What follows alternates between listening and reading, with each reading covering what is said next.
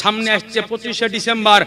এই যুবক চ্যাংড়া যারা আছে তারা ভালো করে শুনে লেখ, যুবক চ্যাংড়া যেগুলো আছে ভালো করে শোনো। কলেজে যায় আর স্কুলে যায় আর এই বিটি ছেলেকে কেক কিনে খাওয়াবে এই দিনে। মনে করে যে মৌলভী সাহেব জানে না, সব জানে, মুফতি সাহেব দেখে। আচ্ছা বলেন তো, এখানে যারা স্কুল কলেজে পড়ে 14 ফেব্রুয়ারি একটা দিবস পালন হয় না, কি নাম তার? ই বলছে শিক্ষক দিবস, মানে পড়াশোনা ছেলে। একদম বলছে ভ্যালেন্টাইন ডে, ওর বাংলা নাম হচ্ছে ভালোবাসা দিবস।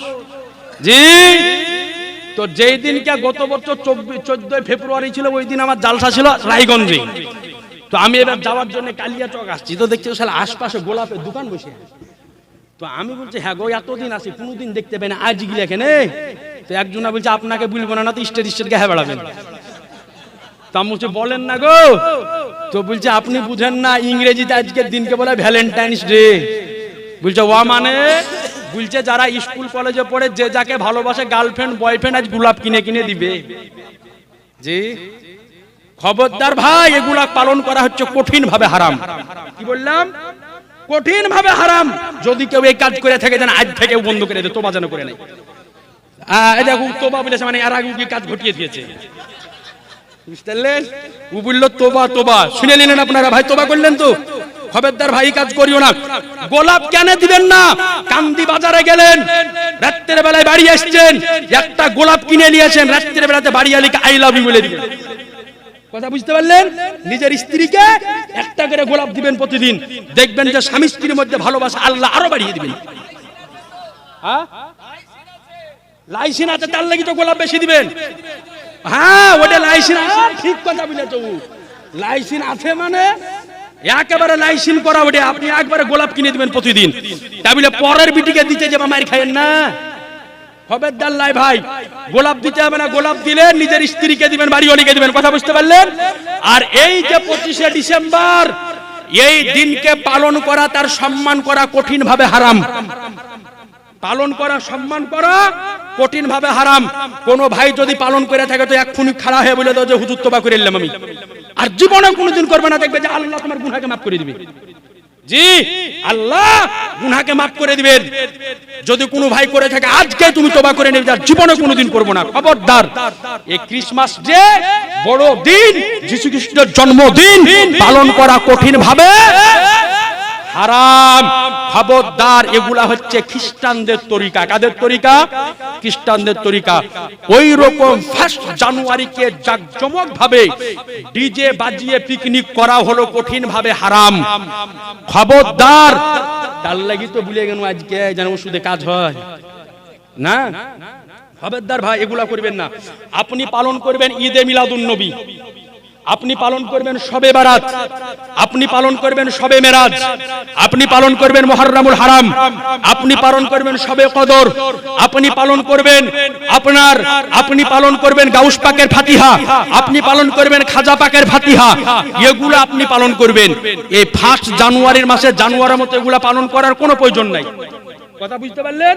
এগুলা হারামের গুনাহ হবে, গুনাহে কাবিরা হবে। কথা বোঝা গেল? যারা পালন করেছে তারা আজকে তোবা করে নেন, আর যারা করেননি তারা বলেন যে জীবনে কোনোদিন করবো না। বলেন ইনশাআল্লাহ, জোরে বলেন ইনশাআল্লাহ। তবে যাই হোক, তাহলে মাসালা বুঝে নিতে পারলেন, এই কাজ জানে আর জীবনে কেউ কোনোদিন জানা আর পালন করে না থাকে। আর আপনাদের নিকটে আরজ করব, নিজের ঈমান আকীদাকে বজায় রাখবেন। যাই হোক, একটা গাছ যদি নিজে নিজে ফাড়তে না পারে, একটা তক্তা যদি নিজে নিজে জড়তে না পারে, একটা নৌকা যদি নিজে নিজে চলতে না পারে, তাকে কাটার জন্য কাটনেওয়ালা যদি লাগে, তাকে ফাড়ার জন্য ফাড়নেওয়ালা যদি লাগে, তাকে জড়ার জন্য জড়নেওয়ালা যদি লাগে, তাকে চালানোর জন্য চালানেওয়ালা যদি লাগে, তো তোমার সামনে তাকিয়ে দেখো, প্রতিদিন আজকে পূর্ব আকাশে সূর্য উদিত হয়, পশ্চিম আকাশে সূর্য অস্তমিত যায়, আকাশের উপরে রাত্রি বেলাতে চন্দ্র উদিত হয়, সকাল বেলাতে চন্দ্র অস্তমিত যায়, রাত্রি বেলাতে তারকারাজি আকাশের উপরে মিটমিট করে দিন ও রাত্রি সংগঠিত হয়। তো জেনে রাখো, এগুলো নিজে নিজে হয় না, বরং এগুলাকেও ঘটানোর জন্য কেউ না কেউ রয়েছে, আর যিনি এগুলা ঘটায় তারই নাম হচ্ছে খোদা। সুবহানাল্লাহ। তার নাম হলো খোদা, তার নাম হলো আল্লাহ। এ আজিজানে মোহতারাম, সঙ্গে সঙ্গে ডাহারিয়া আজকে নিজের ভুলকে বুঝতে পেরে, নিজের আজকে গলত রাস্তাকে বুঝতে পেরে ওই জায়গাতে তওবা করে ইমামে আজমের হাতে হাত দিয়ে তওবা করে তিনি মুসলমান হয়েছিলেন। সুবহানাল্লাহ। এ আজিজানে মোহতারাম, কেমন চোখ আল্লাহ তিনাকে দিয়েছিলেন, কেমন নজর আল্লাহ দিয়েছিলেন। আমার বিশ্ব রাসূল সাল্লাল্লাহু তাআলা আলাইহি ওয়াসাল্লাম বলেন, আমার রাসূলে কায়নাত সাল্লাল্লাহু আলাইহি সাল্লাম বলেন যে যখন কোন ব্যক্তি ওযু যখন বানাই, আমরা ওযু করি না ভাই, নামাজ পড়ার জন্য ওযু বানাই, তো নবী আমার বলেন যে যখন কোন ব্যক্তি ওযু বানায় তো আল্লাহ রাব্বুল আলামিন, নবী আমার বলেন যে যখন কোন ব্যক্তি ওযু বানায়, তো নবী আমার বলেন যে যখন কোন ব্যক্তি ওযু করে, যখন হাত ধৌত করে, মুখ ধৌত করে, চেহারা ধৌত করে, আচ্ছা আচ্ছা ঠিক ঠিক ইনশাআল্লাহ ওদিকে যাচ্ছি। তো আজি যারা মুহতারাম, তো আজ আপনাকে বলি, তো আল্লাহ রাব্বুল আলামিন তিনাকে কেমন নজর দিয়েছিলেন। নবী আমার বলেন যে যখন কোন ব্যক্তি আপনার ওযু যখন বানায়, তো যখন অঙ্গকে ধৌত করে, তো সঙ্গে সঙ্গে ওই অঙ্গে যতগুলা গুনাহ থাকে, গুনাহগুলা ওযুর পানির সঙ্গে ধুয়ে ধুয়ে চলে যায়। সুবহানাল্লাহ। একটু আওয়াজ দিয়ে বলা যাবে না? সুবহানাল্লাহ। অর্থাৎ মানুষ যখন ওযু বানায়, তো ওযু বানানোর সঙ্গে সঙ্গে তার শরীরে যতগুলি গুনাহ থাকে, যে অঙ্গকে যখন ধৌত করে, তো সঙ্গে সঙ্গে ওই অঙ্গের গুনাহগুলি গিয়ে আজকে আল্লাহ পাক ধুয়ে মুছে নামিয়ে দেয়। বলেন সুবহানাল্লাহ। এবং নবী আমার বলেন যে যে ব্যক্তি পৃথিবীর বুকে যতবার করে ওযু করবে, যত বেশি ওযু বানাবে, কিয়ামতের ময়দানে আল্লাহ রাব্বুল আলামিন তার অঙ্গ প্রত্যঙ্গকে সেই রকম ভাবে চমকে দিবে। সুবহানাল্লাহ। অর্থাৎ যে বেশি ওযু বানাবে তার অঙ্গ বেশি চমকাবে, যে কম বানাবে তার কম চমকাবে, আর যে কোনোদিন বানাবেই না তার চমকাবে না। তো এখন আমাদের মধ্যে অনেকে 5 ওয়াক্তের নামাজি আছেন, যিনারা দিনে 5 বার ওযু করে, ঠিক নেই? যারা 5 বার ওযু করে, এবার আমাদের মধ্যে আবার অনেক ব্যক্তি আছে যারা 5 ওয়াক্তের নামাজ পড়ে না, শুধু জুমার নামাজ পড়ে। আছে না এরকম ব্যক্তি? শুধু জুমার নামাজ পড়ে, তো ওই ব্যক্তি শুধু জুমার দিনে ওযু বানায়, তো তাহলে ওর একবার হয় সপ্তাহে, মাসে 4 বার হয়। আবার এরকম ব্যক্তিও আছে যে আপনার 5 ওয়াক্ত পড়ে না, জুমাও পড়ে না, খালি ঈদের নামাজ পড়ে, এরকম ব্যক্তিও আছে। তাহলে ও বছরে 2 বার করে ওযু করে। আবার এরকম ব্যক্তি আছে যে ও ঈদের নামাজও পড়ে না, খালি কেউ মরে গেলে জানাজা পড়ে। আচ্ছা না এরকম ব্যক্তি? এরকম ব্যক্তিও আছে। তাহলে পৃথিবীর বুকে যে যতবার করে ওযু বানাবে তার তত বেশি অঙ্গ প্রত্যঙ্গ চমকাবে। এই জন্য আমাকে আপনাকে আগে ভালোভাবে ওযু বানানো শিখতে হবে। কি বানানো? ওযু বানানো শিখতে হবে। আজ খুব আফসোস লাগে যে আজ আমাদের মধ্যে অনেক যুবক আছে যে এখন পর্যন্ত সঠিক পদ্ধতিতে ওযু বানানো জানে না। জি আফসোস, অনেক যুবক আছে যারা এখন পর্যন্ত সঠিকভাবে ওযু কেমন করে বানাতে হয় জানে না।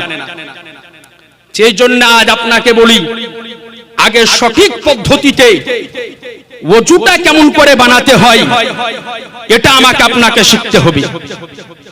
এ আজিজানে মুহতারাম, আজ আপনাকে বলি যে আজ আমাদের জালসা বেড়েছে, মিলাদ মাহফিল বেড়েছে, এবং আজ বর্তমান সময় সবচাইতে আশ্চর্যের বিষয় আমি দেখি যে আমাদের ঘরের কিছু যুবক ছেলে যারা হয়তো জীবনে মাদ্রাসায় লেখাপড়া করেছে কি করেনি জানা নাই, কিন্তু দেখা যায় যে আজ মোবাইলে ইউটিউব ফেসবুককে দেখার পরে নিজের নামাজের পদ্ধতিকে বদলে ফেলছে।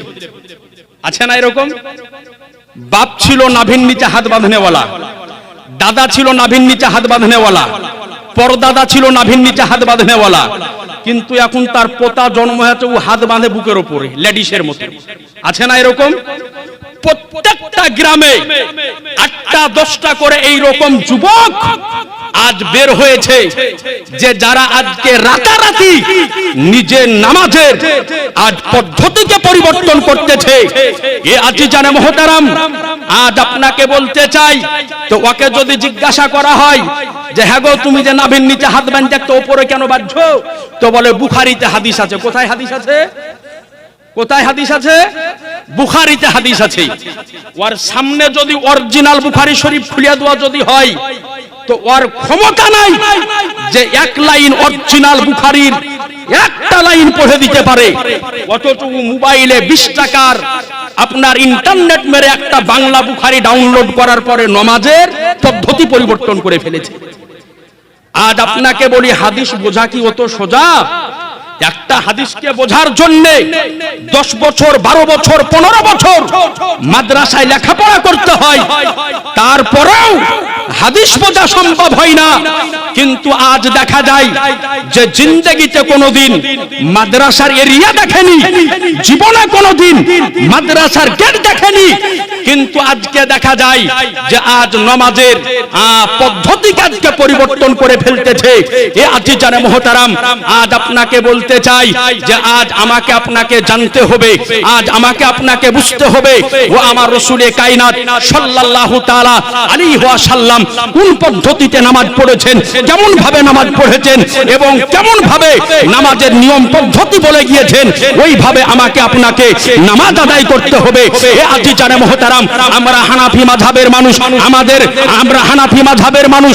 আজ ইমামে আযম আবু হানিফা রাদিয়াল্লাহু তাআলা আনহু এক নয় দুই নয় একাধিক হাদিস থেকে প্রমাণ করেছেন যে নবীর নিচে হাত বাঁধা এটাই হচ্ছে সুন্নাত, এটাই আমার আল্লাহর রাসূল সাল্লাল্লাহু আলাইহি ওয়াসাল্লাম শেষ জিন্দেগিতে করেছেন।